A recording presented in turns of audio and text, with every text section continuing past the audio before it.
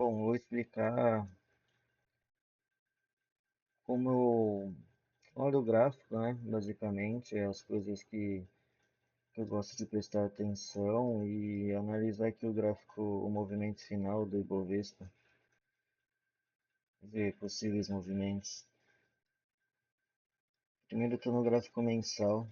Eu gosto bastante de ver o gráfico mensal, ele dá bastante oportunidade se a gente for reparar, né? Ele respeita bastante as médias, enfim.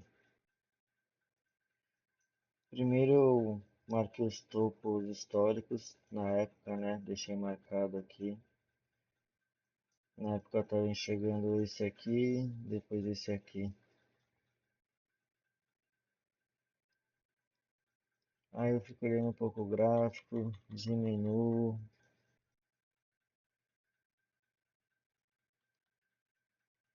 E aí, como eu já expliquei bastante aqui, eu gosto de trabalhar essa quebra de estrutura, né? Esse padrão W aqui, enfim. Sempre que eu procuro esse movimento, eu procuro um pullback antes, ou na real eu gosto bastante de 9.3 ou 9.2 antes de romper o movimento. E toda vez que eu observo essa quebra de estrutura, eu tenho possíveis alvos que eu posso projetar. E é isso que vai me dar a direção, né? Além das médias, né? Se reparar, as médias sempre vão estar alinhadas, né? Então, tô no gráfico mensal e ele está apontando para cima, no seu gráfico mais longo que a gente vai trabalhar. E eu tenho esse primeiro alvo aqui de Fibo. Essa é a nossa primeira projeção. Porém, como são movimentos muito distantes, né, são alvos muito longos, eu queria algo mais realista, mais possível, se assim podemos dizer, né? Não que esse movimento não seja possível, mas queria algo mais breve de acontecer, mas seria mais rápido. Então, ao invés de eu olhar esse movimento e o porquê disso, simplesmente porque eu quero, não tem uma regra, enfim, eu vou pegar um movimento menor para ver o que o gráfico está fazendo aqui mais num curto prazo. Eu vi que ele respeitou melhor esse segundo alvo de Fibo. Então eu gostei dele, vou permanecer com ele, né? Eu projetei esse movimento após esse rompimento que ocorreu. Após eu querendo fazer o pullback, veio uma ignição com muita força, rompeu o topo, rompeu o pivô, né? Caindo bonitão. Então eu falei assim, vou projetar esse alvo para ver o que vai acontecer. O gráfico foi, pegou o segundo alvo e devolveu, né? Em cima do último topo feito. Isso foi algo importante, né? Isso foi algo que assustou o pessoal, né? Aqui ninguém sabia o que ia acontecer com o gráfico. Quando devolveu, fez esse padrão aqui engolfando, quase um padrão de pinça, né? Assustou o mercado. Enfim. E aí o que eu observei esses tempos, né? Ó, temos um canal de alta aqui. Vamos traçar uma linha para a gente enxergar. Observei esse canal de alta, que inclusive foi perdido. Vou dar Ctrl C, Ctrl V aqui e jogo para cima.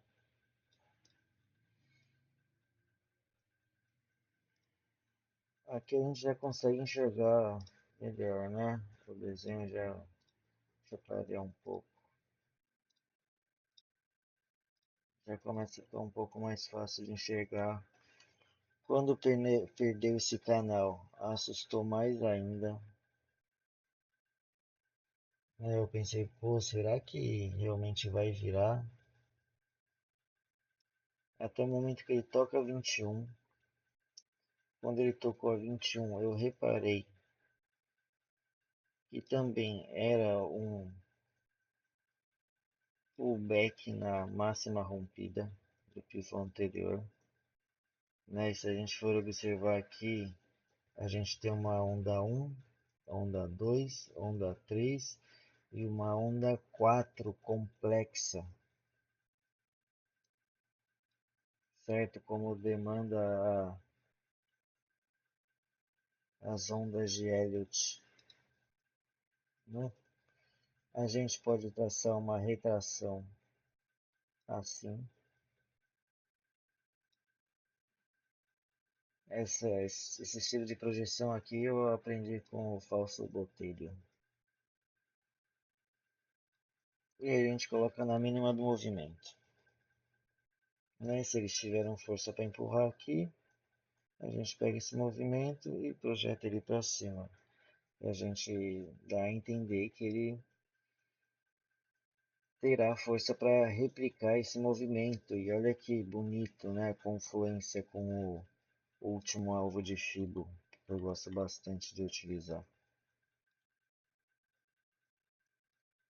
O preço veio, fez pullback na média, na cabeça do pivô, deixou quase não, deixou 1, 2, 3 de compra, apesar do volume não ser um volume muito bom, né? Deixou também um martelo aqui, um PC, deixou várias indicações de continuação de movimento, de continuar subindo. Aí eu vou descer para o gráfico semanal, observar o que está acontecendo. Né? A gente já viu que no gráfico maior ele falou que tem chances de subir, de continuar, né? Ele tem chances de continuar o movimento de alta, né? Segundo a teoria também, a gente observa aqui no onda 1, onda 2, onda 3, onda 4 complexa, né? O certo é que a onda 4 ela não pode ultrapassar a cabeça da onda 1. Nesse caso aqui ocorreu, porém eu estou ignorando isso nesse momento, porque como a gente viu no mensal, ele respeitou, né? Ele fez um falso rompimento aqui, então eu simplesmente não ignorei, né? Eu acrescentei esse movimento, esse falso rompimento como um falso rompimento, como mostrando força, né? Respeitando essa região. Desci para o semanal. Semanal a gente observou isso aqui, né? Tocou o segundo alvo. Vou traçar uma retração de fibro só para dar um biso mesmo, entendeu? Porque são coisas que eu gosto de utilizar, gosto de observar dentro do gráfico, né?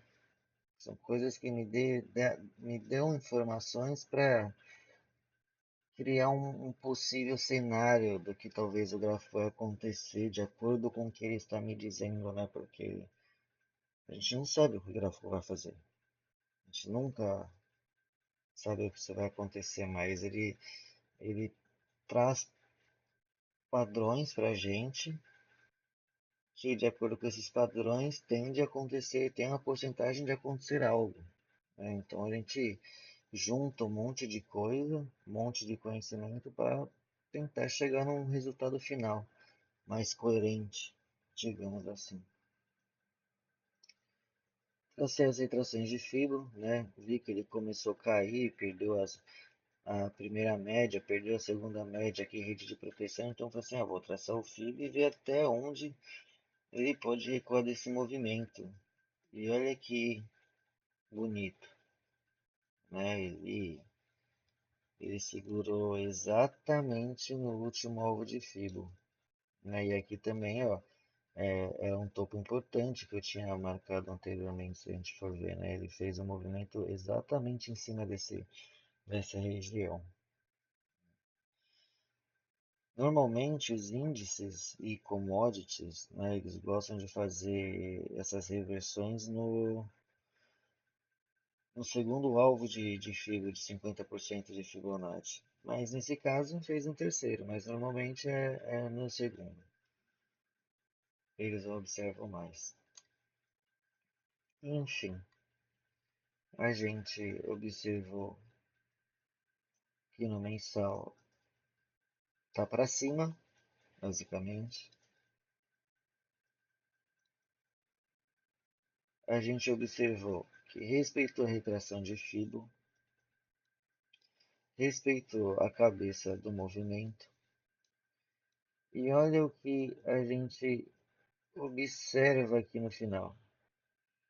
Né? A gente vê um canal de baixa que foi rompido.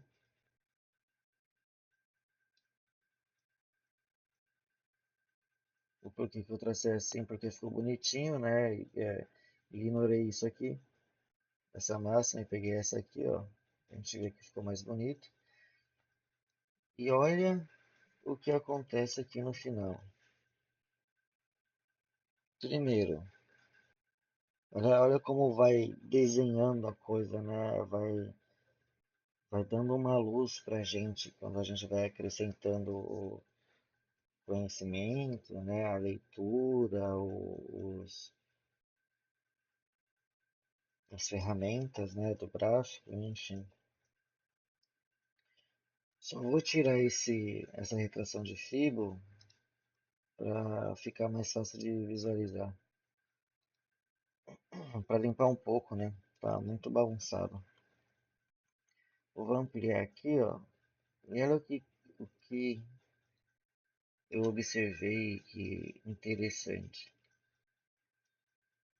Como eu já expliquei e sempre falo que eu gosto de fazer, é sempre buscar essas quebras de estrutura, o rompimento de máxima, e quando ocorrer esse rompimento, eu gosto que ele toque e configure uma 9.2, né, que isso, ou 9.3, que isso é um pullback de pré-rompimento, indica mais força, enfim.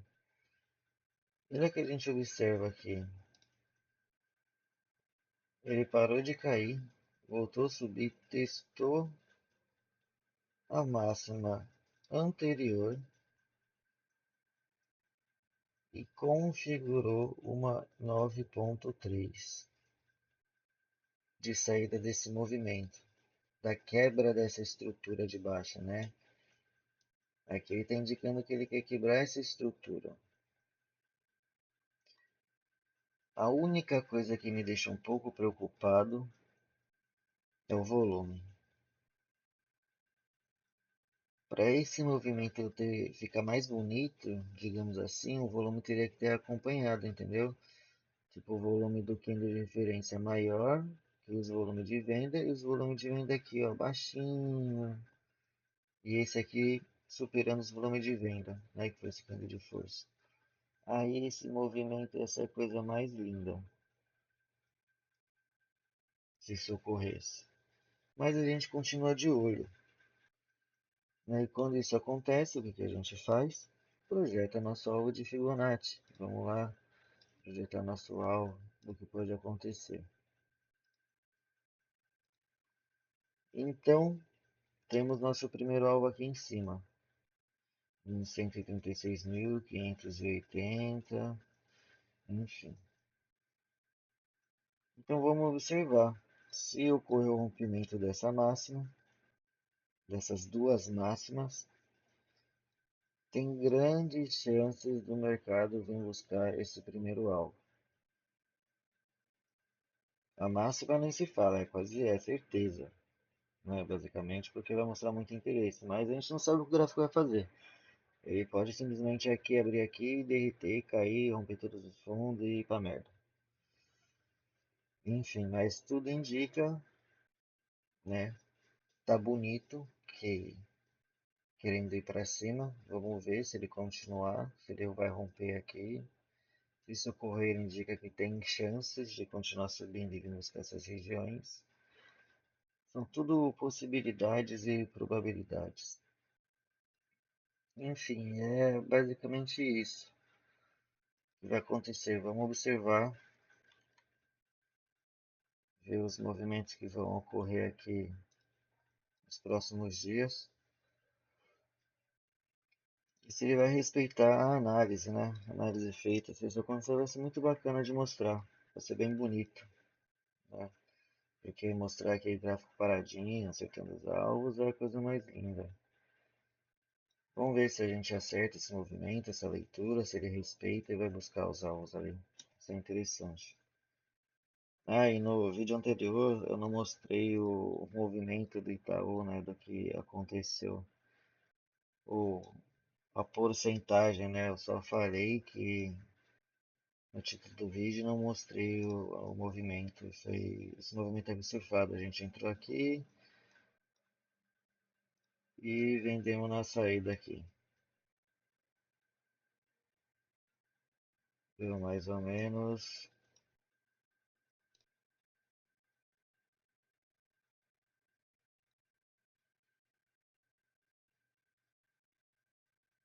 5%, né, mas na real eu eu vendi o final aqui, né? Eu tinha vendido a parte aqui no topo histórico, porque para mim já era louco. Eu não sabia se ia na máxima, né? Como eu tinha explicado, se ia vir aqui no alvo desse movimento. Então eu falei assim, ah, vou vender aqui, que aí eu já fico safe.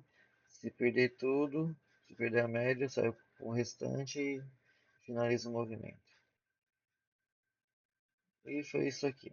Esse movimento aqui até a máxima. Deu 7,53%.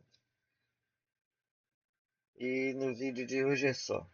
Vamos acompanhar aqui e vou ver se continua o movimento e busca os alvos.